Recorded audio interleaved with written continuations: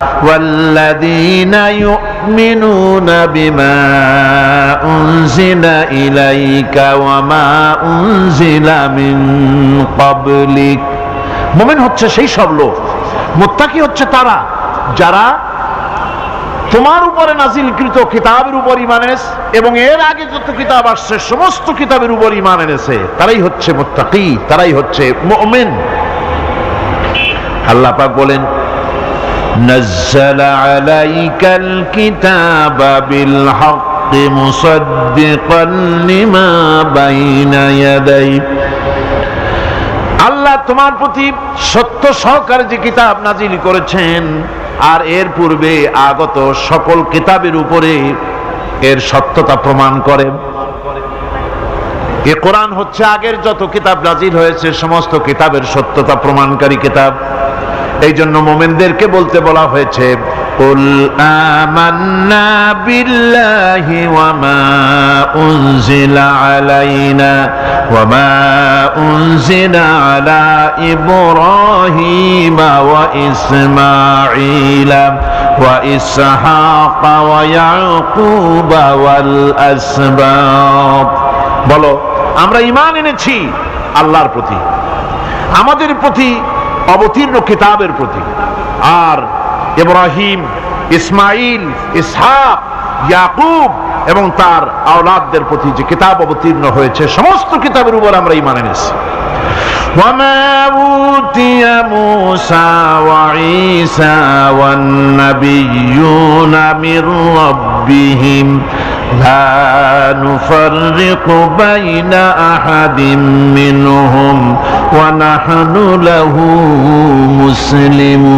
مسلمون। আর মুসা, ঈসা, অন্যান্য নবীদের উপরে যত কিতাব অবতীর্ণ হয়েছে সমস্ত কিতাবের উপরে আমরা ঈমান আনতেছি, আর আমরা হচ্ছি আল্লাহ পাকের আজ্ঞাবহ, আমরা হচ্ছি আল্লাহ পাকের বান্দার মধ্যে আমরা শামিল।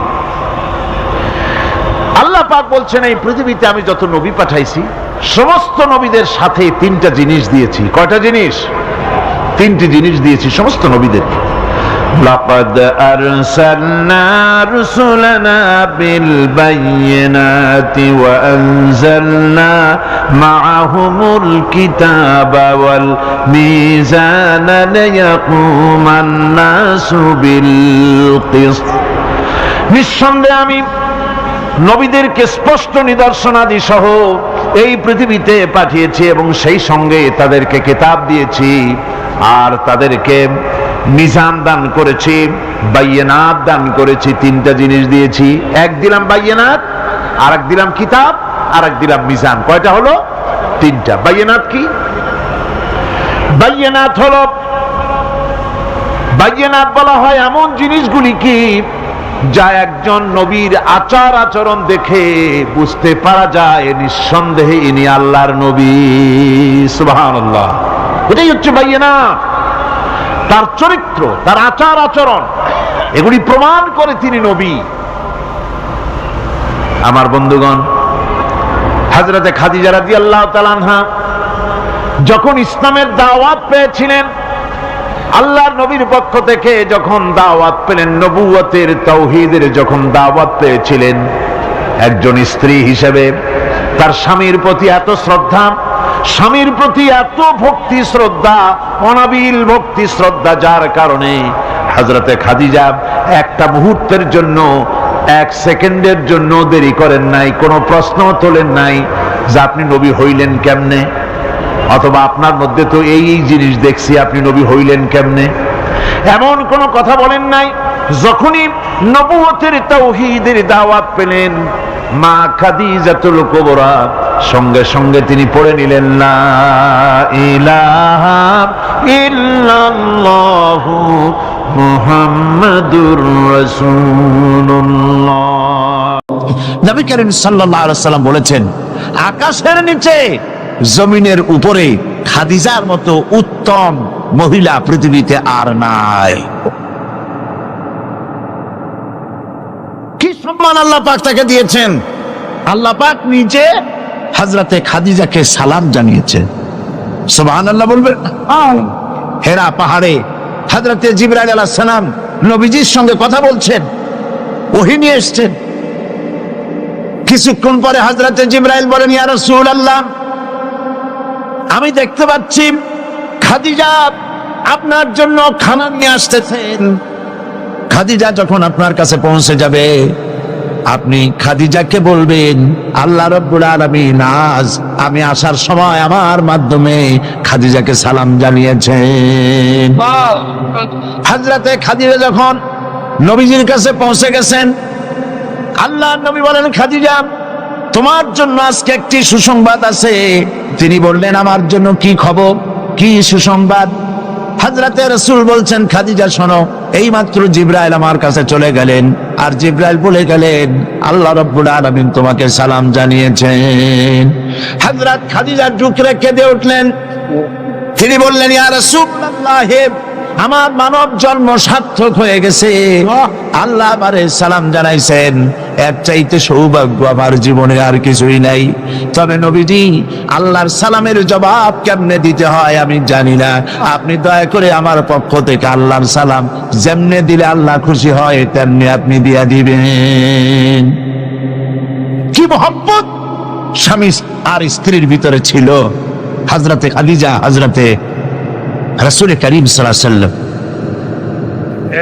নবী করিম সাল্লাল্লাহু আলাইহি ওয়াসাল্লামের ঘরে হযরত খাদিজা যতদিন ছিলেন আরেকটি বিবাহ তিনি করেন নাই। হযরত আয়েশা বলছেন, নবীজি আমার কাছে ঘুমানো ছিলেন, গভীর রাত্রে আমার ঘুম ভেঙে গেল। আমি চিন্তা করলাম নবীজি কোথায় গেলেন, মনে করলাম অন্য কোনো স্ত্রীর ঘরে গেছে নাকি। আমি খুঁজতে লাগলাম, কোনো ঘরে পাওয়া গেল না। খুঁজতে খুঁজতে অবশেষে আমি নবীজিকে পেলাম রিয়াদুল জান্নাতের ভেতরে, মসজিদে নববীর জান্নাতের টুকরার ভেতরে বসে নবীজি মোনাজাত করতেছেন। আমিও পিছনে আল্লাহর দরবারে হাত তুললাম। নবীজি বলতেছিলেন, রব্বুল আলামিন কঠিন ওই হাসরের ময়দানে মা তার সন্তান ভুলে যাবে, তার সন্তান যাবে, স্বামী তার স্ত্রীকে হারায় ফেলবে, স্ত্রী তার স্বামীকে চিনবে না। ওই কঠিন হাসরের ময়দানে তাআলা আমি যেন আমার খাদিজারে হারায় না যাই। মোনাজাত শেষ হওয়ার পর হযরত আয়েশা বলেন, ইয়া রাসূলুল্লাহ, খাদিজা এই বুড়ির কথা এখনো কেন আপনার মনে পড়ে? খাদিজার পরে কুমারী মেয়েও তো আপনি বিয়ে করেছেন, খাদিজার কেন বুড়ির কথা বলতে পারেন না? নবীজি বলেন, আয়েশা রে, খাদিজার সম্পর্কে এরকম কথা আর তুমি বলবে না। তোমরা জানো না, তোমরা সবাই আমার সুদিনের স্ত্রী, আর খাদিজা আমার এমন সময়ের স্ত্রী যখন এই মক্কা নগরীতে মুহাম্মদ সাল্লাল্লাহু আলাইহি ওয়াসাল্লামের পাও রাখার জায়গা ছিল না। হযরত আয়েশা বললেন, ইয়া রাসূলুল্লাহ, আমি ক্ষমা চাই, আমাকে মাফ করে দিন। আমি খাদিজার সম্পর্কে এমন কথা আর উচ্চারণ করব না, তবে খাদিজার সম্পর্কে আমারে কিছু কথা শোনান। হযরতে নবীজি বলেন, আয়েশা রে শোনো, আমার সঙ্গে বিবাহের পর খাদিজার ধনসম্পত্তি যা ছিল আল্লাহর রাস্তায় সব উজাড় করে দিয়েছে। কতদিন না খেয়ে থেকেছে, একদিনের জন্য বলে নাই আপনার সাথে বিয়ে হয়েছে বলে আজ আমি না খাইয়ে আসি। সারাদিন সারা রাত দাওয়াতের কাজ করে আমি যখনই দরজার কাছে ফিরেছি, যত রাত হোক না কেন, একবার বলেছি খাদিজা, অমনি দরজা খুলে গেছে। আমি প্রশ্ন করেছি, খাদিজা যত রাত্রে আসলাম একদিনও দুইটা দাগ দেওয়া লাগলো না, তুমি কি ঘুমাও না? হযরতে খাদিজা বলেছেন, ইয়া রাসূলুল্লাহ, আপনি দিনের দাওয়াতের জন্য ব্যস্ত কষ্ট করেন, আমি মনে মনে ভাবি আমি যদি ঘুমায় থাকি রাতের বেলায়, আর নবীজি যদি দরজার কাছে এসে খাদিজা খাদিজা বলে ডাকাডাকি করেন, উঠতে যদি আমার দেরি হয় আল্লাহর নবীর সঙ্গে বেয়াদবি হয়ে যাবে, এইটা মনে করে বিছানায় না ঘুমায় যতক্ষণ আপনি না ফেরেন এই দরজাটার সাথে পিঠ লাগাইয়া দাঁড়াইয়া ঘুমায়। হযরত আয়েশা বলেছেন, আমাদের ঘরে রান্না বান্না তেমন হতো না, আমাদের ঘরে তেমন গোশত খাওয়ার সুযোগ আমাদের কিসমতে তেমন হতো না। যদি কোনোদিন আমাদের ঘরে দুম্বা বা ছাগল জবাও হতো, গোশতগুলি নবীজি কেটে ভাগ করে সমস্ত স্ত্রীদের ঘরে দিয়ে দিতেন।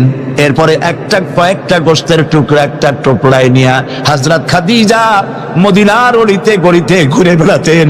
খাদিজার কোন বান্ধবী পাওয়া যায় কিনা? সুবহানাল্লাহ। নবী করিম সাল্লাল্লাহু আলাইহি ওয়াসাল্লাম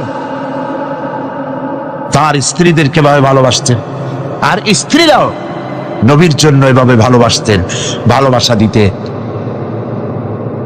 স্ত্রী অধিকার ইসলাম দিয়েছে, আর কেউ দিতে পারে নাই। আর এই স্ত্রীদের মধ্যে সব থেকে উত্তম স্ত্রীকে নবীজি বলেছেন, আদ-দুনিয়া কুল্লুহা মাতাউন ওয়া খায়রুল মাতাইদ দুনিয়া ইমরাতুস সালিহা। দুনিয়ার সবকিছু এর মধ্যে উত্তম নিয়ামত হচ্ছে পতিপরায়ণা। সুবহানাল্লাহ। হুজুর বলেছেন, তিনটি জিনিস আমি পছন্দ করি, তিনটি জিনিস আমার প্রিয়। একটি হলো নামাজ, একটি হলো সুগন্ধ, আর একটি হলো স্ত্রী। সুবহানাল্লাহ। এই স্ত্রীকে সমান অধিকার দিয়েছে নবীজি। আল্লাহর ইসলাম সমান অধিকার দিয়েছে। নারীর অর্থনৈতিক অধিকার প্রতিষ্ঠিত করেছে ইসলাম, তাকে অর্থনৈতিক অধিকার দিয়েছে, মহারানার ব্যবস্থা করেছে। কোরআন বলছে, ফাতুহুন্না উজুরাহুন্না ফারিদা, ফরজ রূপী দায়িত্ব হিসাবে স্ত্রীর মহারানার টাকা আদায় করে দাও।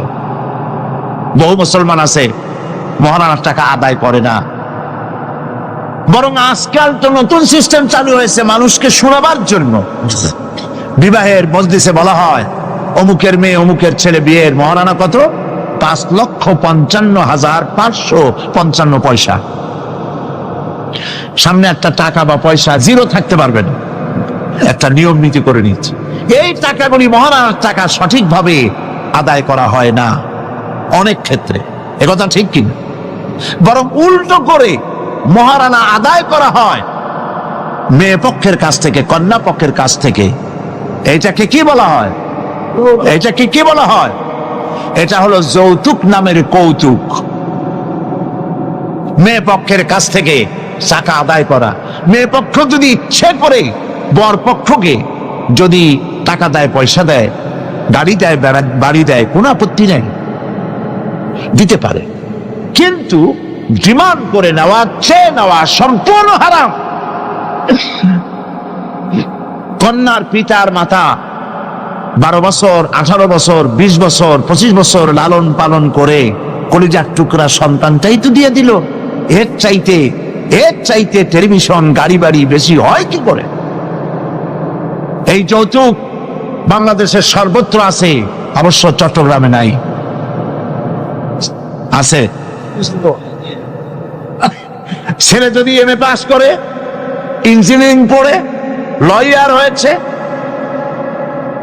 পিতার এই ধারণাই হয় সন্তানকে পড়াতে লেখাতে যত টাকা খরচ হয়েছে কন্যা পক্ষকে কাছের থেকে আদায় করে নেব। এবং সেই জন্য বিয়ের সময় দাবি করা হয়,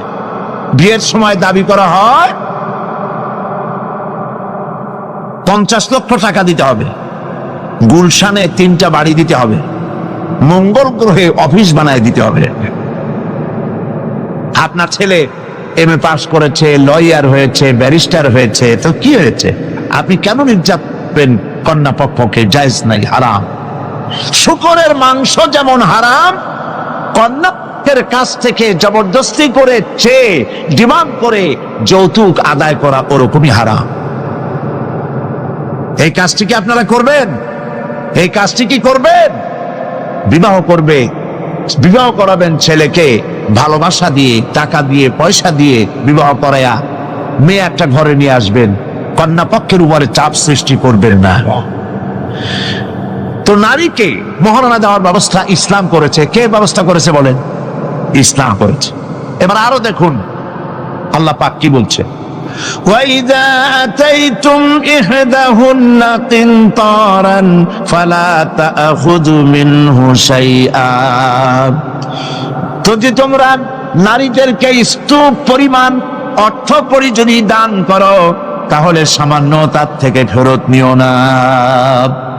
চান মহিলাদের কাছে, নারীদের কাছে কিছু পুঁজি থাকুক, টাকা পয়সা থাকুক, আল্লাহ এটা চান। যদি তুমি কিছু দাও, তা যদি টুপ আকারেও হয়, তবুও সেগুলিকে ফেরত নিও না, ফেরত দিও না। বহু মুসলমান আছে আমাদের সমাজে, হজ করে, নামাজও পড়ে, কপালে দাগও পড়ে গেছে, তার ব্যবসা আছে, ধানি জমিনও আছে, বিবাহের সময় মেয়েকে টাকা কড়ি দিয়ে, ব্যবসা টাকা কড়ি যৌতুক টৌতুক দিয়ে বিদায় করে দেয়, সম্পত্তির ভাগ দেয় না, ব্যবসারও ভাগ দেয় না। আছে না এমন? আছে কি? আপনি কন্যাকে ঠকালেন, এর জন্য আল্লাহর কাছে আপনাকে দায়ী হতে হবে। মেয়েদেরকে অর্থনৈতিক অধিকার আল্লাহ এভাবে প্রতিষ্ঠিত করেছেন, সে মহিলাদেরকে অর্থনৈতিক দিক থেকে তাদেরকে নির্যাতন করা যাবে না। এবার মেয়েদেরকে শিক্ষার অধিকার দেওয়া হয়েছে, কোনটা দেওয়া হয়নি? তারা বলছে, ইসলামের দুশমনেরা বলে নারীদেরকে ইসলাম ঠকাইছে। কোথা থেকে ঠকালো? কন্যা হিসেবে মর্যাদা দিল, বধূ হিসেবে মর্যাদা দিল, তারপরে অর্থনৈতিক সুযোগ করে দিল, এবার শিক্ষার অধিকারও প্রতিষ্ঠিত করলো। হযরতে আয়েশা রাদিয়াল্লাহু তাআলা আনহা, তিনি শিক্ষয়িত্রী ছিলেন, হাজার হাজার সাহাবীর উস্তাদ ছিলেন। সুবহানাল্লাহ বলেন। হাদিসের উস্তাদ ছিলেন, তাফসীরের উস্তাদ ছিলেন, ফিকহের উস্তাদ ছিলেন। শিক্ষার অধিকার ইসলাম দিয়েছে নারীকে, নারীরা লেখাপড়া করতে পারবে, কোনো অসুবিধা নেই। এভাবে অধিকার শুধু অর্থনৈতিক নয়, লেখাপড়ার অধিকার দিল, তালাকের একটি অধিকার, এটি একটি গুরুত্বপূর্ণ বিষয়। তালাকের অধিকারটিও শুধুমাত্র পুরুষের না, এই তালাকের অধিকার নারীদেরকেও দেওয়া হয়েছে। কথা বুঝতে পেরেছেন? তালাকের অধিকার, বিবাহ বিচ্ছেদের অধিকার শুধু পুরুষের নয়, নারীকেও দেওয়া হয়েছে। পুরুষ যদি অকর্মণ্য হয়, যদি সে উন্মাদ হয়, জালিম হয়, নপুংসক হয়, তাহলে এই স্ত্রী কোর্টে তা প্রমাণ করে তার স্বামীকে পরিত্যাগ করে ইচ্ছে মতো স্বামী গ্রহণ করতে পারবে, ইসলাম সুযোগ দেয়। তালাক, কথায় কথায় তালাক দেওয়ার একটা রেওয়াজ আমাদের দেশে আছে। বাংলাদেশে যদি আল্লাহ কোনদিন দয়া করে ইসলামী রাষ্ট্র প্রতিষ্ঠিত করে দেন, তাহলে কথায় কথায় তালাক দেওয়ার এই প্রথাকে বন্ধ করে দেওয়া হবে। তরকারিতে লবণ কম হয়েছে, শুটকি মাছে ঝাল হইল কেন, এই সব কথা বলিয়া তালাক দেওয়া যাবে না। আর একসঙ্গে 3 তালাক দেওয়া তো যাবেই না। এক সাহাবী এসে নবী করিম সাল্লাল্লাহু আলাইহি ওয়াসাল্লামের কাছে খবর দিলেন যে একজন তার স্ত্রীকে একসাথে 3 তালাক দিয়েছে। নবী করিম সাল্লাল্লাহু আলাইহি ওয়াসাল্লাম এত গোসা হয়েছিলেন যে বসার থেকে দাঁড়, তিনি বললেন, এই লোকটি তো আল্লাহ পাকের কোরআনের সাথে তামসা করেছে। তালাকের আল্লাহর কাছে 2টা হালাল সবচেয়ে জঘন্য, 2টি হালাল সব থেকে জঘন্য। একটা হলো ভিক্ষাবৃত্তি, আর একটা হলো তালাক। যখন তালাক দেওয়া হয় অন্যায় ভাবে, গোসায় আল্লাহর আরশ কাঁপতে থাকে। নাউজুবিল্লাহ বলেন। আপনি এভাবে তালাক দিতে পারবেন না। তালাক দেওয়ার নিয়ম হলো, যখন স্ত্রীর সাথে, লক্ষ্য করুন, স্ত্রীর সাথে বনিবনা হচ্ছে না, স্ত্রীর চরিত্র খারাপ, স্ত্রীর দাজ্জাল মার্কা, বনেই না, তো আল্লাহ পাক তখন বলেছেন, উভয় পক্ষের আত্মীয় স্বজন নিয়ে মীমাংসা করার চেষ্টা করো, সালিসি করো। যদি মীমাংসায় না হলো, তাহলে 1 মাসে 1 তালাক দাও, বিছানা আলাদা করে দাও, এবং অপেক্ষা করো তার এই অবস্থা দেখে সে ফিরে আসে নাকি। যদি ফিরে আসে তো গ্রহণ করো, যদি ফিরে না এলো 2য় মাসে 2য় তালাক দাও। তাও যদি ফিরে না, তাহলে সে গিয়ে 3 তালাক একদম রেজি করে দাও, আর ফেরত হবে না। 3 তালাকে বায়না করে দাও, এই স্ত্রীকে আর গ্রহণ করা যাবে না। এখন আমাদের দেশে রাগের মাথায় একসাথে 3 তালাক দেওয়ার পর মনে মনে অনুশোচনা হয়, এতগুলো ছেলে পেলে নিয়ে করবো কি, কি সর্বনাশ হইল, রাগের মাথায় করলামটা কি। এখন এই বউ ফিরে পাওয়ার জন্য মসলা তালাশ করে। তখন গ্রামের মুন্সি মৌলবী এই জাতীয় এক শ্রেণীর লোক আছে যারা কোরআন বোঝে না, হাদিস বোঝে না, তারা হিল্লা নামক একটা ঔষধ বের করছে। সেই ঔষধটা কি? তারা বলে যে এই স্ত্রীকে যদি আবার নিতে চাও তাহলে আর একটা পুরুষের সঙ্গে বিবাহ দাও এবং শর্ত করো যে তোমার কাছে দিলাম, 2-3 দিন পর তুমি তালাক দিয়ে দিবা, এরপরে আমরা নিয়ে নেব। তালাকের নিয়তে বিবাহ করা এটা সম্পূর্ণ হারাম, বিবাহ হবে না। তালাকের নিয়তে বিয়ে করলো, বিয়ে হবেই না। তারপরে এই যে ভাড়া করা, একজনের সঙ্গে হিলা করতে দেওয়া, এটাকে হাদিসের ভাষায় বলা হয়েছে ভাড়া করা ষাঁড়। ভাড়া করা ষাঁড়। ইসলামে এই ধরনের কোনো বিধান নাই। সবাই কান খুলে শুনুন, হিল্লা করার যে ব্যবস্থা বাংলাদেশে গ্রামে গঞ্জে আছে, শরীয়তের কোনো অস্তিত্ব নাই। কেউ যদি তার স্ত্রীকে তালাক দেয় আর এই স্ত্রীকে আবার ফেরত নিতে চায়, পর্যন্ত ফেরত দিতে পারবে না। একটা পথ আছে, সেই পথটা হলো এই ইচ্ছে করে কোনো স্বামী গ্রহণ করেন, আর সেই স্বামী যদি ইচ্ছে করে ঘটনাচক্রে তালাক দেয় অথবা ঘটনাচক্রে সেই স্বামীর যদি মৃত্যু হয়, তাহলেই কেবলমাত্র প্রথম স্বামীর কাছে আসতে পারবে। এছাড়া প্রথম স্বামীর কাছে আসা কিয়ামত পর্যন্ত সম্ভব নয়। এইটা ইসলাম করেছে দৃষ্টান্তমূলক শাস্তি দেওয়ার জন্য। কথায় কথায় তালাক দেবা, বাগুন ভর্তায় মরিচ হইল কেন, এই সব শয়তানি চলবে না। এইটার জন্যই এই বিধান করা হয়েছে। তালাক কখনো রাগের মাথায় এই জঘন্য কাজ কেউ করবেন না। যদি করতেই হয় তাহলে 3 মাসে 3 তালাক হবে, একসাথে 3 তালাক দেওয়া যাবে না। যদি কেউ একসাথে 3 তালাক দিয়ে বসে, তালাক হয়ে যাবে, এটাও মনে রাখবেন, তালাক হয়ে যাবে। তবে আল্লাহ পাক অসন্তুষ্ট হবেন, নারাজ হবেন, গোসায় আল্লাহর আরশ কাঁপতে থাকে। এই কাজটি কখনো করবেন না। আল্লাহ পাক তালাক চান না, আল্লাহ চান স্বামী স্ত্রীর মধ্যে মহব্বত পয়দা হোক।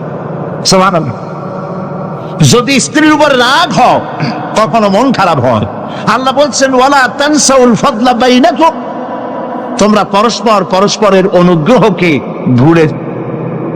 আজকের একটা ব্যাপারে মন খারাপ হয়েছে, তুমি চিন্তা করো তোমার জীবনের অনেক ক্ষেত্রে এই স্ত্রীর অনেক অবদান আছে, সেগুলিকে মনে করে আজকেরটা মাফ করে দিলেই তো সারণ।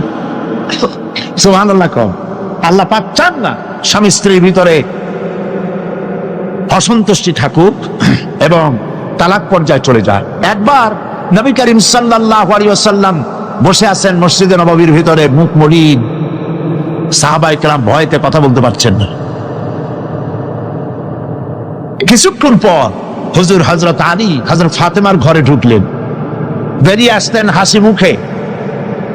তিনি প্রশ্ন করলেন, সাহাবায়ে কেরাম জিজ্ঞেস করলেন, হে রাসূল, একটু আগে আপনার মুখ এত মলিন ছিল আর এখন আপনি এত হাসি খুশি, আমরা তো তখন কথা বলতে সাহস পাইনি। হুজুর কি হয়েছিল?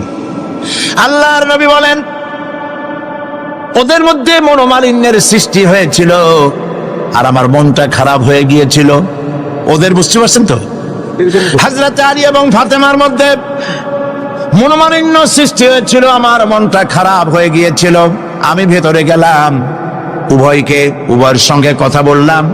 এখন তারা দুজনের মধ্যে তাদের ভুল বুঝাবুঝির নিরসন হয়েছে, আমার মনটা খুশি হয়ে গেছে। নবীজি বলেন, ফাতেমাকে যে কষ্ট দেয় সে আমাকে কষ্ট দেয়, কারণ ফাতেমা আমার কলিজার টুকরা। স্বামী এবং স্ত্রীর মধ্যে সম্পর্ক ভালো থাকতে হবে, অধিকার সমান, তবে স্বামীর মর্যাদা বেশি। মর্যাদা কার বেশি? স্বামীর মর্যাদা বেশি। তিরমিজি শরীফের হাদিস এসেছে, আল্লাহর নবী একদিন একদিকে যাচ্ছিলেন, জঙ্গল থেকে এক পাহাড়িয়া উট এসে নবীজির কদমের উপরে নবীজির কদম মোবারকে চুমা দিল, সেজদা করলো।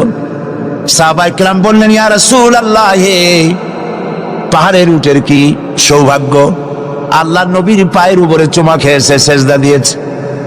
আমাদেরকে অনুমতি দেন, আপনার কদমের উপরে আমরা সেজদা দিয়া ধন্য হই। হুজুর বলেন, শোনো, আমি যদি এই পৃথিবীতে মানুষকে সেজদা করার জন্য যদি পারমিশন দিতাম, তাহলে পৃথিবীর সমস্ত নারীদেরকে বলতাম তারা যেন তাদের স্বামীকে সেজদা দেয়। তাহলে মর্যাদা কার বেশি? স্বামীর মর্যাদা বেশি, অধিকার সমান, মর্যাদা বেশি স্বামী। আবু দাউদ শরীফের হাদিসে এসেছে, নবীজি বলেছেন, কোন স্ত্রী লোক এমন অবস্থায় যদি মারা যায় যে তার স্বামী তার উপরে সন্তুষ্ট ছিল, আল্লাহ রাব্বুল আলামিন ওই মেয়ে লোকটি জান্নাত দান করে দিবেন। স্বামীর মর্যাদা এখানে বেশি। তাহলে আমরা দেখলাম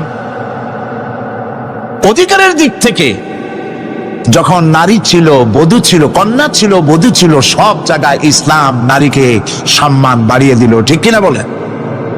আর নারী বিবাহ হওয়ার পর কদিন পরে মা হয়ে গেল, মা হয়ে যাওয়ার পর মর্যাদা কমে গেল না বেড়ে গেল? বলেন, কমলো না বাড়লো? নবীজি বলছেন, আল্লাহর নবীর সামনে একজন সাহাবী এসে প্রশ্ন করলেন, হে আল্লাহ রাসূল, খেদমত করব কার? মান আহাক্কুন নাস বিহুসনি সাহাবাতি? ক্বালা উম্মুক। ক্বালা সুম্মা মান? ক্বালা উম্মুক। ক্বালা সুম্মা মান? ক্বালা উম্মুক। ক্বালা সুম্মা মান? ক্বালা আবুক। আখরাজাহুল বুখারী। বুখারী শরীফের হাদিস।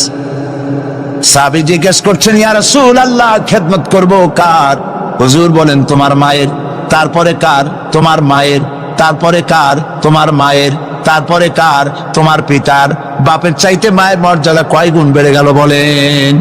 3 গুণ বেড়ে গেল মর্যাদা। আল্লাহর নবী মসজিদে নববীতে বসে আছেন, সাহাবায়ে কিরাম কর্তৃক পরিবেষ্টিত হয়ে। এমন সময় একজন বুড়ি মসজিদে প্রবেশ করেছেন। হুজুর তাকে দেখে দাঁড়ায় গেলেন। কাছে যখন এলেন মহিলা, নবীজি নিজের গায়ের চাদর বিছায়া দিলেন। মহিলা চলে যাওয়ার পর সাহাবায়ে কিরাম প্রশ্ন করলেন, ইয়া রাসূলুল্লাহ, আমরা তো চিনলাম না এই মহিলাকে। একজন মেয়ে লোকের জন্য নবীজি তার গায়ের চাদর বিছায়া দেয়, এত বড় সম্মানী মহিলা আমরা চিনলাম না, তিনি কে? আল্লাহর নবী বললেন, আমার মায়ের দুধ আমার কিসমতে তেমন হয় নাই। যার কোলে কাকে চড়ে, যার বুকের দুধ খাইয়া আমি বড় হয়েছি, এই আমার সেই দুধ মা হযরতে হালিমাতুস সাদিয়া। মায়ের মহব্বত কেমনে করতে হবে? মা যখন হয়ে গেলেন, সম্মান বেড়ে গেল সন্তানের কাছে।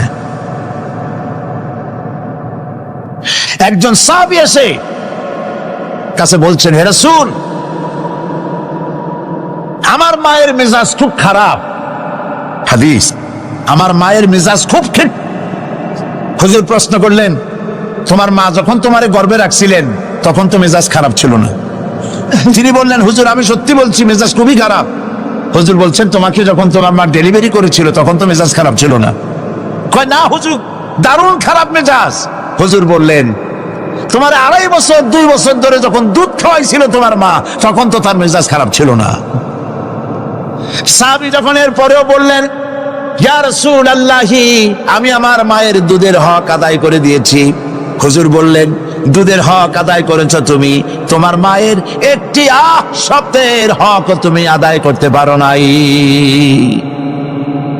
তুমি যদি পড়ে গেছো ছোট্টবেলায়, খাটের থেকে, কোলের থেকে পড়ে গেছো, কেঁদে উঠছো, আর তোমার মা যে তখন বলেছে, সারা জীবন এই একটি শব্দের হক আদায় করতে পারবে না। মায়ের সম্মান ইসলাম এভাবে বাড়িয়ে দিল। আল্লাহ রাব্বুল আলামিন শিখায় দিলেন, وَقَضَى رَبُّكَ أَلَّا تَعْبُدُوا إِلَّا إِيَّاهُ وَبِالْوَالِدَيْنِ إِحْسَانًا। তোমার রবের পক্ষ থেকে এটা ফয়সালা হয়েছে যে আমার ইবাদত করার পর মা বাপের ইহসান করবে। দেখেন অবস্থাটা, দেখুন, লক্ষ্য করুন, আল্লাহর ইবাদতের পরেই বান্দা কাজ করবে। বলেন কার? মা বাপ ইহসান করো। মা বাপের সামনে চোখ দিয়ে চোখ লাগায় কথা বলবে না। ওয়ালা তাকুল্লাহুমা উফিন ওয়ালা তানহারহুমা, ঝিরকি দিবে না, ধমক দিবে না। আর তাদের সঙ্গে কোন ভাষায় কথা বলবে তাও আল্লাহ শিখাই দিয়েছেন। আল্লাহ পাক বলেন ওয়াকুল্লাহুমা কাওলান কারীমা, সম্মান সূচক কথা বলো মা বাবার সাথে। আর শিখাই দিলেন বান্দারা তোমার মা বাবার জন্য আমার কাছে এই ভাষায় দোয়া করো, রব্বির হামহুমা কামা রব্বায়ানি সগীরা। আয় আমার রব, আমার মা বাপ ছোটবেলায় আমাকে যেভাবে স্নেহের করে লালন পালন করেছে, আল্লাহ পাক দয়া করে আমাকে, আমার পিতা মাতাকে তোমার রহমতের করে লালন পালন করো। আল্লাহ পাক শিখাই দিয়েছেন। এই দোয়া করবেন তো? মনে থাকবে প্রত্যেক নামাজের পরে মোনাজাতে এই দোয়া করবেন। মা বোনেরা লেখাপড়া করতে পারবেন, চাকরি করতে পারবেন, জিহাদে যেতে পারবেন, সবই করতে পারবেন পর্দার ভিতরে থেকে। আল্লাহ পাক কোরআনে কারিমে বলেছেন ওয়াকারনা ফি বুয়ুতিকুন্না ওয়ালা তাবাররাজনা তাবাররুজাল জাহিলিয়াতিল উলা।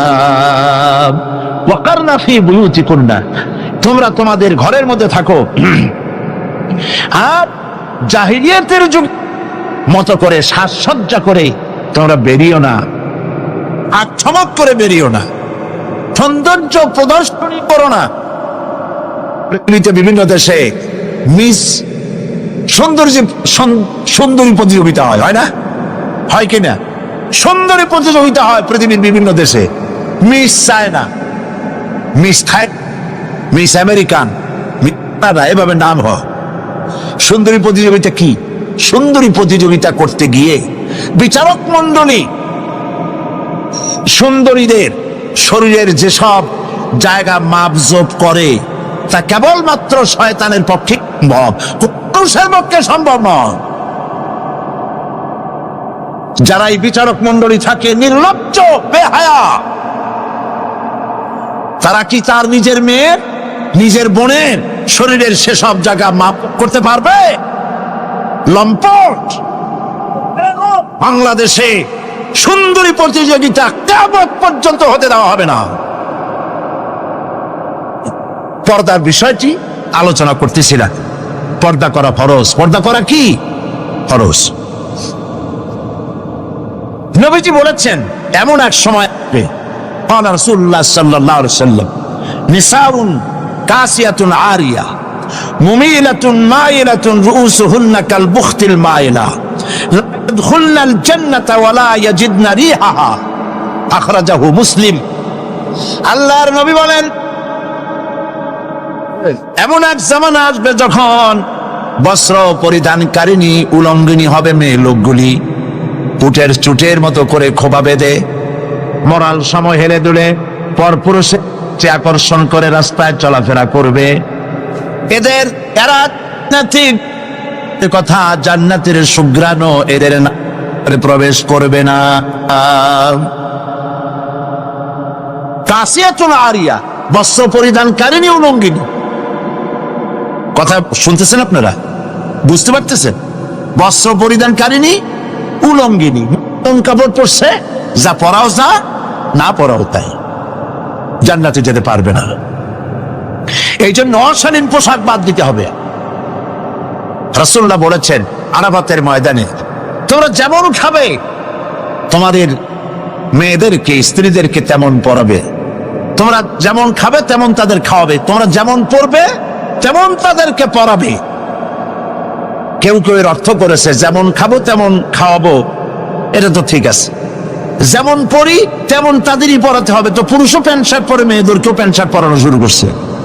নাউজুবিল্লাহ বলে। কিয়ামতের অনেকগুলি আয়াত আছে। হযরত আলী রাদিয়াল্লাহু তাআলা হাদিস রওয়ায়াত করেছেন কিয়ামতের পূর্বে 15টি লক্ষণ প্রকাশ পাবে, তিরমিজি শরীফের হাদিস। তার মধ্যে একটি লক্ষণ হলো এই, মেয়েরা পুরুষের পোশাক পরবে, পুরুষরা মেয়েদের পোশাক পরবে। এটা তো শুরু হয়ে গেছে। শুরু হয়েছে কিনা? মেয়েরা আমাদের দেশেও এই প্রচলন শুরু হয়েছে। কোন কোন ক্ষেত্রে মহিলারা প্যান্ট শার্ট ইত্যাদি চাদরবিহীন এগুলি পরে রাস্তায় বেরোনো শুরু হয়ে গেছে। আর পুরুষগুলি, আমাদের দেশে এগুলি কম, বিদেশে দেখেছি কানে দুল পরে। আমাদের দেশে দুল পরা শুরু করছি কিনা আমার চোখে এখনো পড়ে নাই। আছে, আমি তো এত খাতায় দেখি, তারপরেও আমার নজরে পড়ে নেই। তবে চেন পরা দেখেছি, সোনার চেন বহু নজরে পড়েছে। চেন গলায় পরে পুরুষ মাঘের পৌষের প্রচন্ড শীতে সামনের 3-4টা বোতাম খোলা রাখে, যাতে মানুষে বুঝে উনি একখান কিছু পড়ছে। হারাম, হারাম। পুরুষের জন্য এক রত্তি স্বর্ণ জায়েজ নাই। কারো যদি থাকে এগুলি খুলে আজই, বউ থাকলে বউরে দাও, না থাকলে বোনেরে দাও, থাকলে কিছু যদি না থাকে বাক্সে উঠায় রাখো, বউ আসলে তারে পরাই দিও, তোমার জন্য হারাম। বিদেশে কানে দুল পরে, নাকে ফুল পরে। আমি অবাক হয়েছি, ঠোঁটে রিং, ঠোঁটে জিব্বাও রিং পরে। ভাত খায় কেমনে আল্লাহই জানে। শয়তান কারে বলে না, আমার দেশে জিব্বায় ঠোঁটে রিং আমি দেখি নাই। আমি ইউরোপ আমেরিকা দেখেছি, মাথার চুল চতুর্দিক থেকে কেটে মাথার চান্দির উপরে তালপট্টির দ্বীপের মতো বানায় রাখে। আবার দুই দিক থেকে কামাইয়া মাথার উপরে তাল পাতার মতো রঙিন করে চুল খাড়া করে রাখে। আবার পিছনে চুল ছোট ছোট কেটে, ছোট করে কেটে ওইখানে বাড়ির নম্বর, রোড নম্বর, টেলিফোন নম্বর লিখে রাখে। আমি দেখে বলছি, শয়তানে যদি এই সব দেখে আলী কানবে আর বলবে যে আমি শয়তান হয়েছিলাম কেন। কত মারাত্মক হয়ে গেছে মানুষ এই শয়তানদের করে, নাউজুবিল্লাহ বলে। এই জন্য পোশাকের ব্যাপারে মা বোনরা কেমন পোশাক পরবে আল্লাহ পাক কোরআনের মধ্যে বলে দিয়েছেন।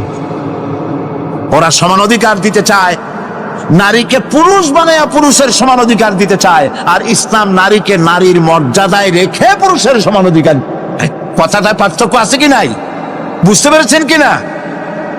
নারী পোশাক শাড়ি মার্জিত।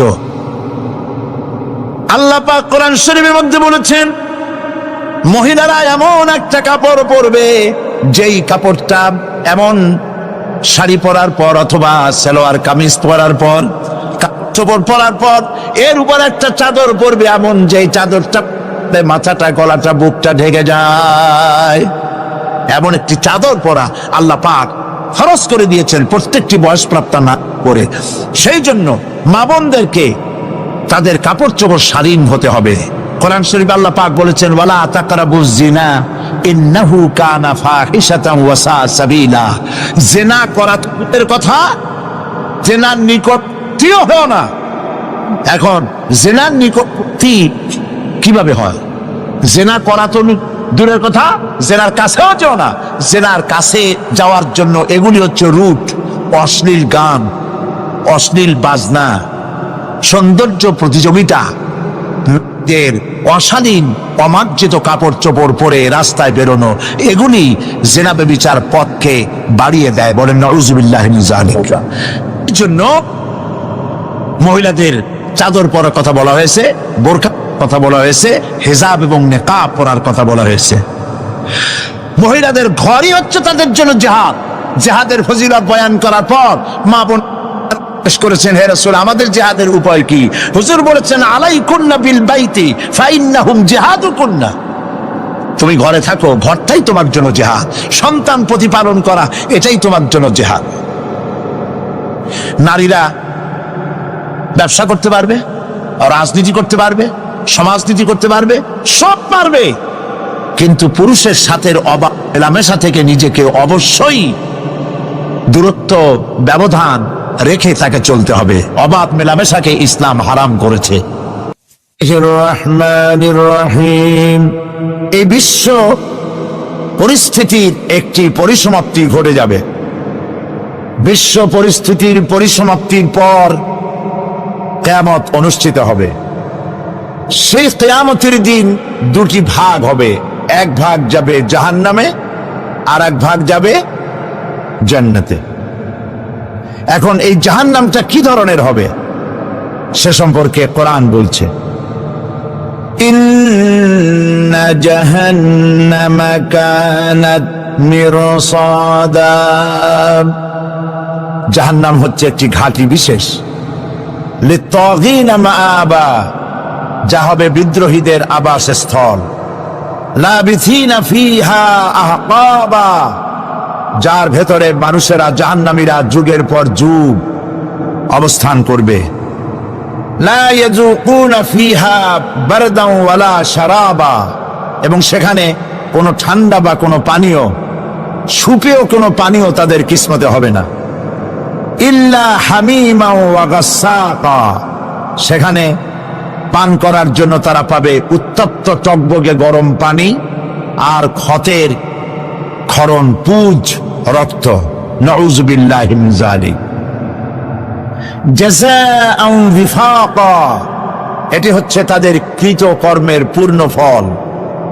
ইন্নাহুম কানু লা ইয়ারজুনা হিসাবা, কারণ ছিল তারা হিসাবের কোনো হিসাব নিকাশের আশা করত না। ওয়াকাযযাবু বিআয়াতিনা কিযাবা, আর তারা আমার আয়াতগুলিকে মিথ্যা মনে করে প্রত্যাখ্যান করেছিল। ওয়া কুল্লা শাইইন আহসাইনাহু কিতাবা, আর আমি গুনে গুনে তাদের সমস্ত আমলগুলি লিপিবদ্ধ করে রেখেছিলাম।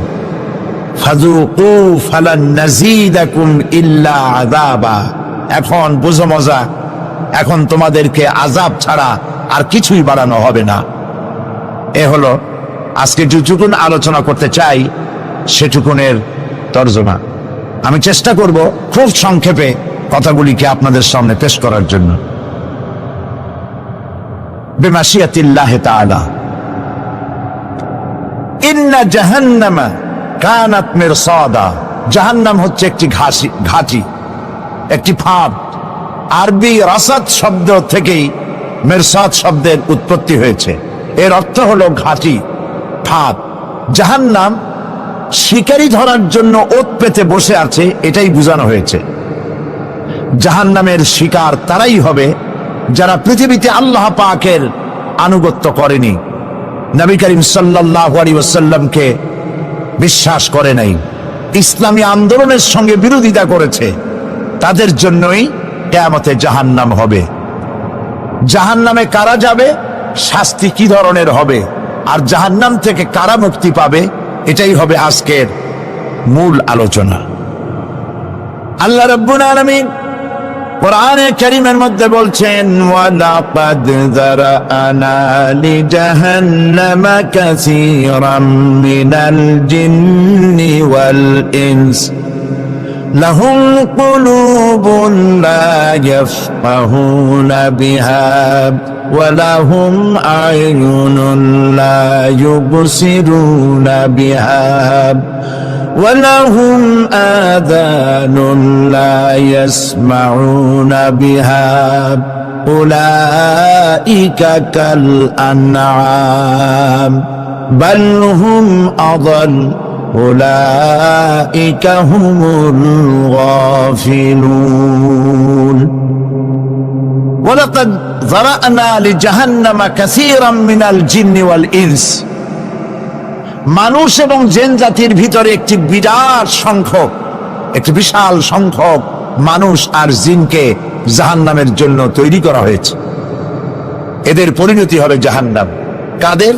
লাহুম কুলুবুন লা ইয়াফকাহুনা বিহা, যাদেরকে আমি কলব দিয়েছি, অন্তঃকরণ দিয়েছি, সেই অন্তঃকরণ দিয়ে, সেই মন দিয়ে, সেই চিন্তা দিয়ে, সেই চেতনা দিয়ে, সেই প্রজ্ঞা দিয়ে, সেই মেধা দিয়ে তারা আমাকে চিনতে চেষ্টা করলো না।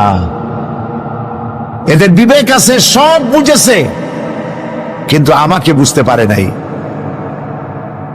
এরা চাঁদের সৌন্দর্য বর্ণনা করেছে, এরা সূর্যের সৌন্দর্য বর্ণনা করেছে, এরা ফুলের সৌন্দর্য বর্ণনা করেছে, কিন্তু ফুলের ঘ্রাণ কে দিল তাকে তারা খুঁজে পায় নাই। কলব দিয়েছি, বিবেক দিয়েছি, কিন্তু এই বিবেক দিয়ে তারা বিবেচনা করতে চেষ্টা করে নাই, চিন্তা করে আমাকে পায় নাই। প্রিয় ভাই, সব নাস্তিক হয় কারা?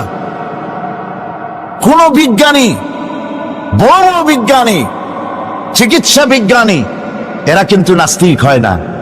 নাস্তিক হয় সাহিত্যিক আর দার্শনিক, এরাই নাস্তিক হয় বেশি।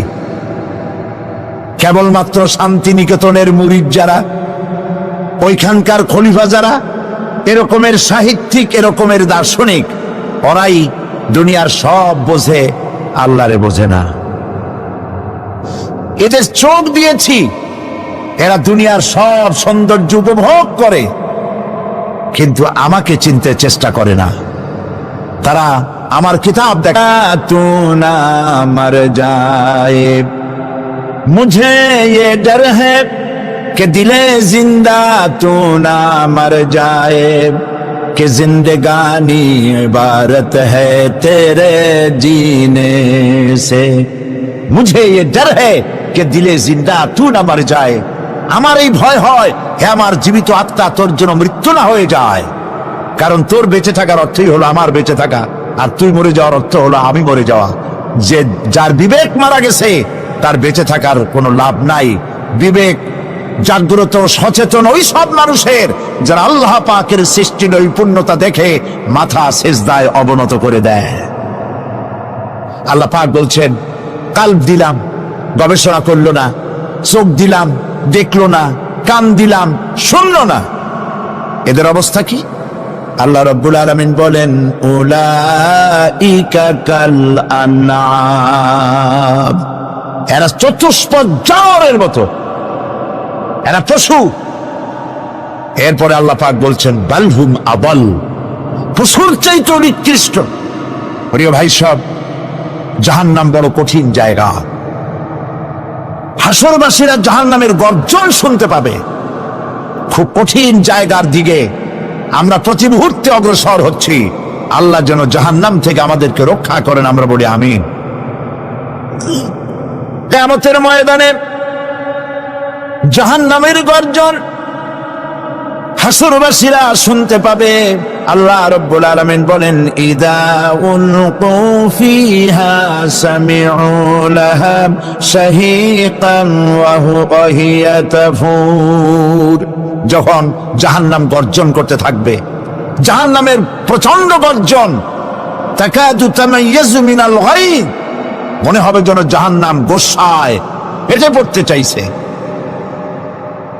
কুল্লামা উলকিয়া ফিহা ফাওজুন সাআলাহুম খাযানাতুহা আলাম ইয়াতিকুম নাযীর, যখন কোন দলকে জাহান্নামের কাছে নিয়ে যাওয়া হবে, জাহান্নামের দ্বার রক্ষী বলবে, কেন জাহান্নামে আসলি? এই কঠিন জাহান্নামের পরিণতি সম্পর্কে কেউ কি তোমাদেরকে কিছুই শোনায় নাই? কোন সতর্ককারী কি তোমাদের কাছে আসে নাই? জাহান্নামীরা বলবে, ক্বালু বালা ক্বাদ জাআনা নাযীর, হ্যাঁ আমাদের কাছে সতর্ককারী এসেছিল। فكذبنا وقلنا ما نزل الله من شيء, আমরা সতর্ককারী আমাদেরকে জাহান্নামের কথা বলেছে, জান্নাতের কথা বলেছেন, আমরা এটাকে মিথ্যা মনে করেছি আর মনে করেছি আল্লাহ এসব কিছুই নাজিল করে নাই। জাহান্নামীরা আফসোস করে বলবে, ওয়াকালু লাউ কুন্না নাসমাউ আও নাকিলু মা কুন্না ফি আসহাবিস সাঈর, আরে যদি শুনতাম, নাসমাউ মানি মানতাম, যদি মানতাম, আলেমেরা যা বলেছিলেন কোরআন থেকে হাদিস থেকে, নবীরা যা বলেছিলেন, যদি মানতাম আর যদি বুঝতাম, আমল করতাম, আজকে জাহান্নামের কঠিন শাস্তির মুখোমুখি আমাদেরকে হতে হতো না। প্রিয় ভাই সব, জাহান্নাম বড় কঠিন জায়গা হবে। এই জাহান্নামে কারো মৃত্যু হবে না। এই পৃথিবীতে রোগ হোক, যত বড় মারাত্মক রোগ হোক, একদিন রোগী জরাজীর্ণ হয়ে ক্লান্তি হয়ে মৃত্যু হয়ে যাবে ঠিক, কিন্তু মানুষ যখন জাহান্নামে চলে যাবে, মৃত্যু যতই কামনা করুক না কোনো মৃত্যু আর আসবে না। আল্লাহ পাক বলেছেন, সুম্মা লা ইয়ামুতু ফিহা ওয়া লা ইয়াহইয়া, জাহান্নামের কঠিন শাস্তি, মানুষ সেখানে বাঁচবেও না, মরবেও না, এমন এক দুরবস্থার মুখোমুখি হতে হবে পৃথিবীর মানব মণ্ডলীকে, কাফেরদেরকে, যারা জাহান্নামে যাবে। জাহান্নামীরা মৃত্যু কামনা করবে, বলবে আরে যদি মরে যাইতাম।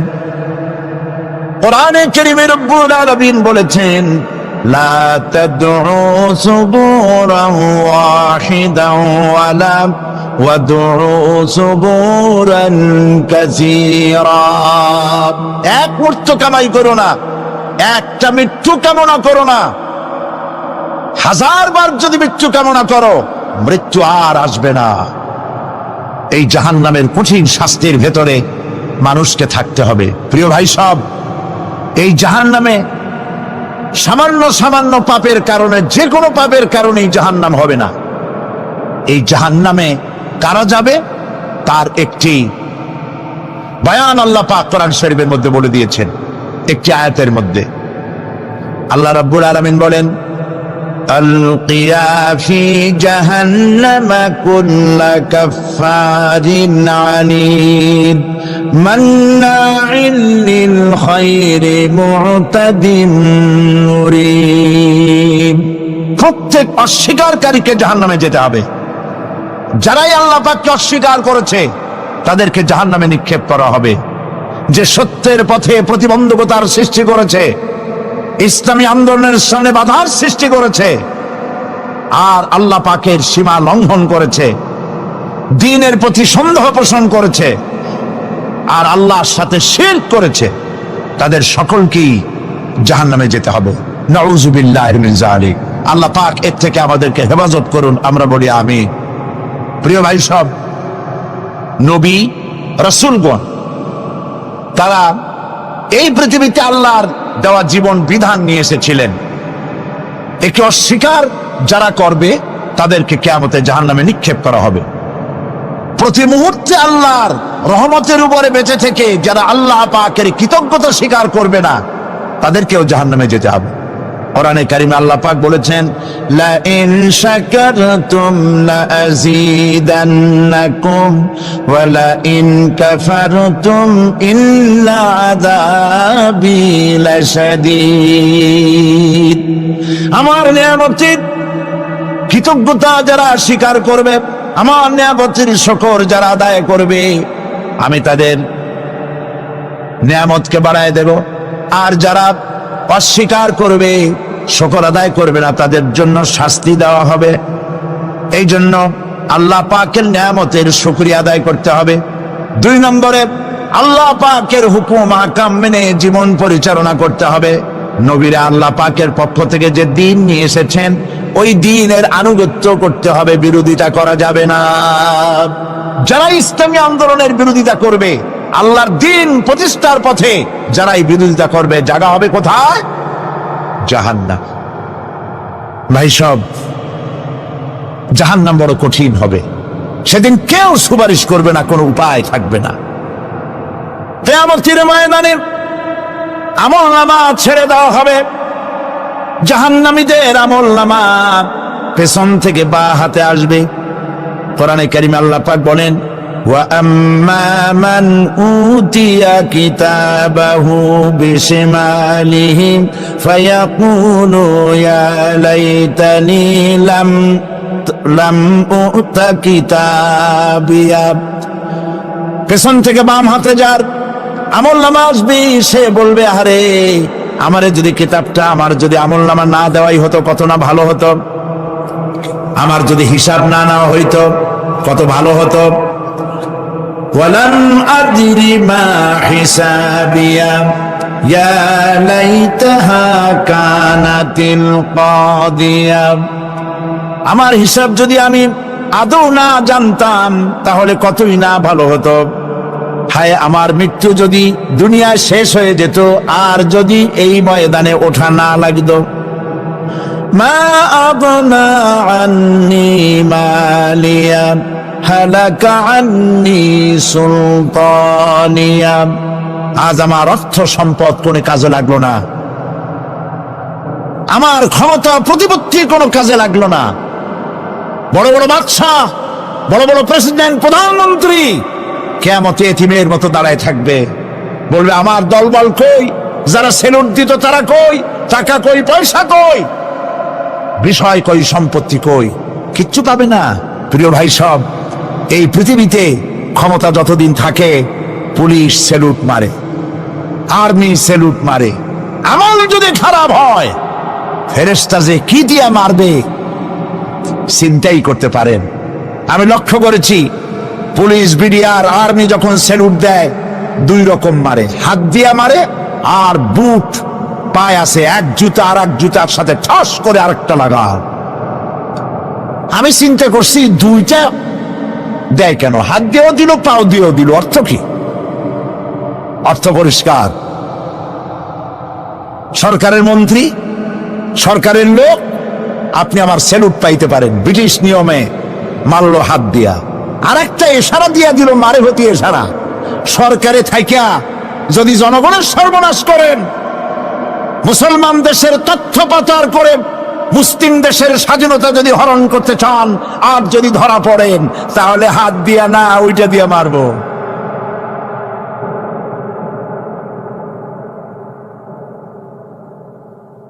মানুষ কিয়ামতের ময়দানে রাজা বাদশাহ সব হয়রান হয়ে যাবে। জাহান্নামীদেরকে, কাফেরদেরকে, কাফেররা উপস্থিত হবে। কোরআনে কারীম আমলনামা বাম হাতে, বেঈমানদের বাম হাতে আমলনামা দিয়ে আল্লাহ পাক বলবেন, খুযুহু ফাগুল্লুহু সুম্মাল জাহিমা সাল্লুহু সুম্মা সিলসিলাতি যারউহা সাবউনা যিরাআন ফাসলুকু। আল্লাহ পাক বলেন, পাকড়াও করো, কে ধরো, খুযুহু ধরো, ফাগুল্লুহু ওর গলায় বেড়ি লাগাও, সুম্মাল জাহিমা সাল্লুহু এরপর জাহান্নামে নিক্ষেপ করো, সুম্মা সিলসিলাতিন যারউহা সাবউনা যিরান ফাসলুকুহু 70 গজ লম্বা শিকল দিয়া বাঁধো, জাহান্নামে নিক্ষেপ করো। এই জাহান্নামে ওই সব কাফিরদের জন্য হবে এই আযাব। আল্লাহ পাক কেন দিবেন কারণ সম্পর্কে আল্লাহ পাক বলেন, ইন্নাহু কানা লা ইউমিনু বিল্লাহিল আযীম ওয়া লা ইয়াহুদ্দু আলা তুআমিল মিসকিন। কারণ হলো এরা আল্লাহ পাকের উপরে বিশ্বাস স্থাপন করত না। বড় বড় বুদ্ধিজীবী, বড় বড় বুদ্ধিজীবী, বড় বড় কবি। আহারে, আমার দেশের এক কবি বলল, ফজরের নামাজের আজান যখন শুনি মনে হয় বেশ্যা তার খরিদ্দার ডাকতেছে। মুসলমান নামের কলঙ্ক, মানুষ নামের পশু। এই কবিকে তাদারিন্তন প্রধানমন্ত্রী রাষ্ট্রীয় পুরস্কার দিয়ে ধন্য করেছে। নাউযুবিল্লাহ। আল্লাহ বরদাস্ত করেন নাই। কোরআনের সাথে, ইসলামের সাথে যারা বেয়াদবি করেছে, আল্লাহ পাক এক থাপ্পড় দিয়া সব বেয়াদবদের সহায় দিয়েছেন। আল্লাহু আকবার। জাহান্নামের দুইটা কারণ হবে। একটা হলো আল্লাহকে অস্বীকার করেছে, নামাজ নাই, রোজা নাই, তাকায় দেখবেন চেহারাটা মুসলমানের মতো মনে হয় না, বুদ্ধিজীবী, পাটের দড়ির মতো চুলগুলো ফুরফুর করে চারিপাশে, উপরে তো নাই। আর যদি থাকেও সেগুলো এমন অবস্থা, কাউয়ায় যদি রাস্তায় পায় ডিম পাড়ি থুয়ে যাবে। চুলের অবস্থা ওই, মোষের অবস্থা ঢাকনার মতো। কিছু কিছু মশলা তো এমন আছে, 5 ব্যাটারির টর্চ লাইট মারলেও বোঝার উপায় না, বেচারা হাসে না কান্দে। এইভাবে করে মাথার দশাই, চুলের দশাই, এগুলো হলো বুদ্ধিজীবী। আর এইগুলো হলো ওনাদের কলিজার টুকরা। ঠিক কিনা বলেন? সহ্য হয় না, ইসলাম ভালো লাগে না, কোরআন ভালো লাগে না, বুদ্ধিজীবী হইলেই ছাড়লো। আল্লাহ রাব্বুল আলামিন কি যারা অস্বীকার করবে, আল্লাহ রাব্বুল আলামিন কিয়ামতের দিন বলবেন, ধর ধর, গলায় বেরি পড়া, দেখছেন না আসামিগুলারে বেরি পড়ায় কেমনে? ডান্ডা বেরি পড়াবেন আল্লাহ পাক, জাহান্নামের শিকল পরায় দিবেন আল্লাহরে অস্বীকার করার কারণে। আর একটি কারণ কি? ওয়ালা ইয়াহুদ্দু আলা তুআমিল মিসকিন, মিসকিনদেরকে এরা খেতে দিত না, মিসকিনদেরকে দুস্থদেরকে নিজেরাও খেতে দিত না, কাউকে খাবার দিতে উৎসাহিতও করত না। জাহান্নামে যাওয়ার জন্য আরো দুইটা কারণ রয়েছে, তার একটি এখানে বলেছি, দুটি কারণ এখানে আছে, আর একটা কারণ আর এক জায়গায় আছে। আল্লাহ পাক বলেছেন জাহান্নামীদেরকে প্রশ্ন করা হবে, ইয়াতাসাআলুনা আনিল মুজরিমিন মা সালাকাকুম ফি সাকার। জাহান্নামীদেরকে প্রশ্ন করা হবে কেন জাহান্নামে এসেছো? তারা বলবে ক্বালু লাম নাকু মিনাল মুসাল্লিনা ওয়া লাম নাকু নুতঈমুল মিসকিন। আমরা নামাজ আদায় করি নাই, নামাজ পড়ি নাই, আর মিসকিনদেরকে খেতে দেই নাই। মারাত্মক কারণ হবে জাহান্নামে যাওয়ার এগুলি। প্রিয় ভাই সব, এরপরে কিয়ামতের দিন আমলনামা দিয়ে দেওয়ার পর একদল তো জান্নাতে চলে যাবে, ইমানদারদের ডান হাতে আমলনামা আসবে, আর বেঈমানের কোন হাতে? পিছন থেকে বাম হাতে। জাহান্নামীরা জাহান্নামে যাওয়ার পর তারা সেখানে বসে জান্নাতীদেরকে দেখতে পাবে। সুবহানাল্লাহ। জান্নাতের দিকে তাকিয়ে তারা লক্ষ্য করে দেখবে যাদেরকে গালাগালি করেছিল মৌলবাদী বলে, যাদেরকে মারধর করেছিল, যাদেরকে ধর্মান্ধ বলা হয়েছিল, সেই লোকগুলি তো ওই জান্নাতে দেখা যায়।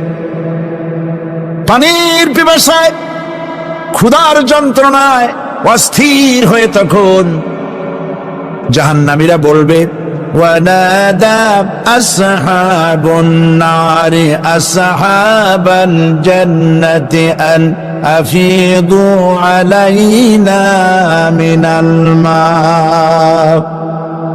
জাহান্নামীরা ডাক দিয়া বলবে, ও জান্নাতি ভাইরা, ক্ষুধায় মরে গেলাম, পিপাসায় মরে গেলাম, তোমরা যে পানি পান করো জান্নাতের ভিতরে, একটু পানি আমাদের দিকে ঢেলে দাও। আও মিম্মা রাযাকাকুমুল্লাহ, একটু পানি দাও, অথবা আল্লাহ পাক তোমাদেরকে যে রিজিক দান করেছে একটু খাদ্য আমাদের দিকে নিক্ষেপ করে দাও, একটু খাইয়া বাসি। আল্লাহ রাব্বুল আলামিন বলেন জান্নাতি লোকেরা তখন বলবে ক্বালু ইন্নাল্লাহা হারামাহুমা আলাল কাফিরিন।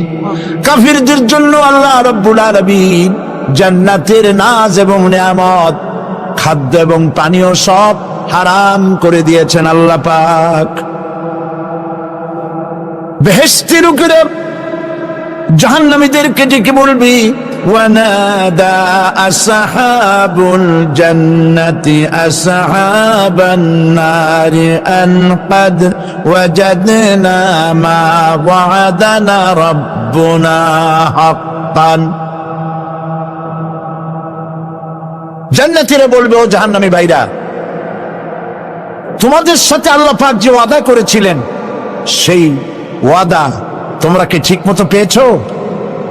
তার মানে হচ্ছে আল্লাহর ওয়াদা ছিল নেক কাজ করলে জান্নাতে যাবে, আর আল্লাহর দ্বীনের সঙ্গে বিরোধিতা করলে, আল্লাহর সাথে নাফরমানি করলে জাহান্নামে যাবে। নামাজ আদায় না করলে, জিনা ব্যভিচার করলে, ইসলামের পক্ষে না থেকে বিপক্ষে থেকে শত্রুতা করলে জাহান্নামে যাবে। আল্লাহর এই ওয়াদাগুলি ঠিক মতো পাইছো কিনা? আজ তোমরা জাহান্নামে গিয়েছো। তারা বলবে, হ্যাঁ, আমাদের আল্লাহ পাক যে ওয়াদা করেছিলেন সেই ওয়াদার অনুযায়ী আমরা আজকে বিপদে পড়েছি। আমরা আমল না করার কারণে, উল্টা কাজ করার কারণে আজ আমাদের এই দুরবস্থা হয়েছে। জাহান্নামীরা এক দল আরেক দলের সঙ্গে অভিশাপ দেবে, একদল আর এক দলকে অভিশাপ দেবে, তারা একে অপরের বিরুদ্ধে অভিশাপ দিতে থাকবে।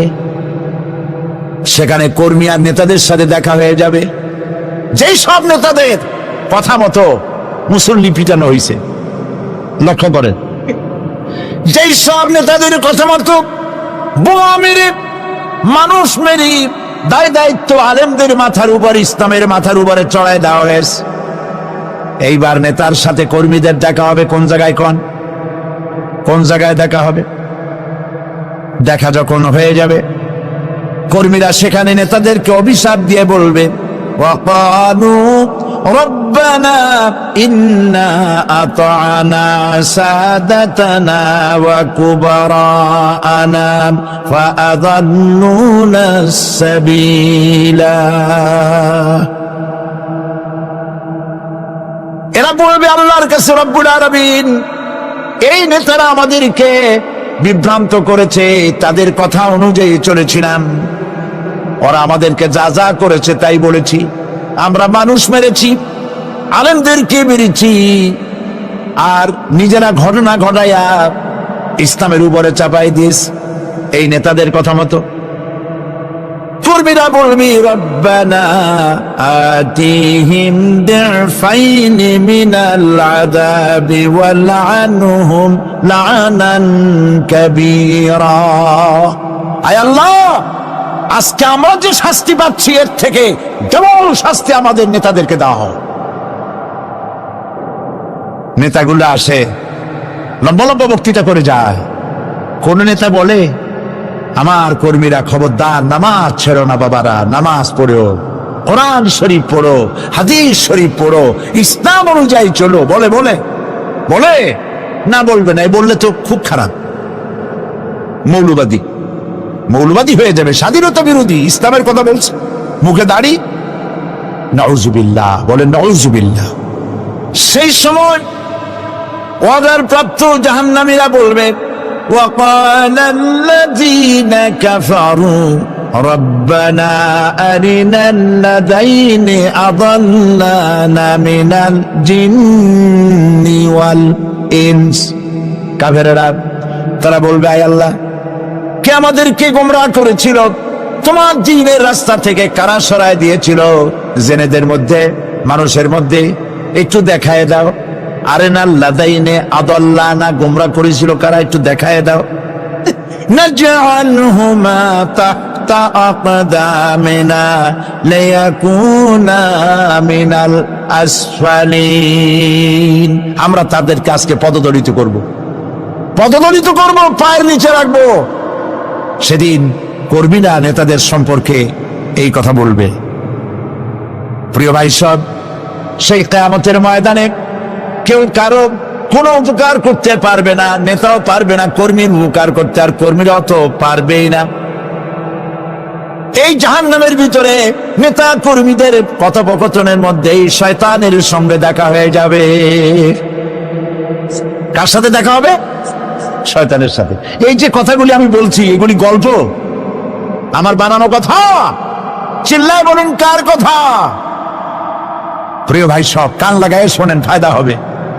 আল্লাহ যেন আমাদের ফায়দা দেন, বলি আমিন। ربنا ظلمنا أنفسنا وإن لم تغفر لنا وترحمنا لنكونن من الخاسرين ربنا لا تزغ قلوبنا بعد إذ هديتنا وهب لنا من لدنك رحمة إنك أنت الوهاب। আয় আল্লাহ তাআলা, হাজার হাজার মুসলমান নরনারী ঠান্ডাকে উপেক্ষা করে তোমার দ্বীনের কথা শোনার জন্য, কোরআনে কারীমের কথা শোনার জন্য এই মাঠে এসে হাজির হয়েছে। আল্লাহ, তুমি দয়া করে মেহেরবানি করে আলোচনার সওয়াবটুকু হুজুরে পুরনূর সাল্লাল্লাহু আলাইহি সাল্লামের রূহ মুবারকে পৌঁছে দাও। রব্বুল আলামিন, আমাদের মধ্য থেকে যাদের মা বাপ দুনিয়া থেকে জনমের মতো বিদায় হয়ে গেছে, আল্লাহ, কবরে যদি আযাব থাকে দয়া করে আযাব মাফ করে দাও। আল্লাহ, আমাদের মা বাপের উপরে তোমার রহমত নাজিল করো। রব্বিরহামহুমা কামা রব্বায়ানি সগীরা, রব্বিরহামহুমা কামা রব্বায়ানি সগীরা। হে আল্লাহ রাব্বুল আলামিন, এই মাহফিলে যত লোক আছি আমরা, কার কোন ব্যাধি আছে, রোগ আছে, আমরা তুমি ভালো করে জানো। আমাদের প্রত্যেকের ব্যাধিকে তুমি শিফায়ে আজলা দান করে দাও। আল্লাহুম্মা হাব্বিব ইলাইনাল ঈমান وزينه في قلوبنا وكره إلينا الكفر والفسوق والعصيان واجعلنا من الراشدين. ربنا تقبل منا إنك أنت السميع العليم وتب علينا إنك أنت التواب الرحيم. سبحان ربك رب العزة عما يصفون وسلام على المرسلين الحمد لله رب العالمين. واجعل آخر كلمتنا عند الموت لا إله إلا الله محمد رسول الله.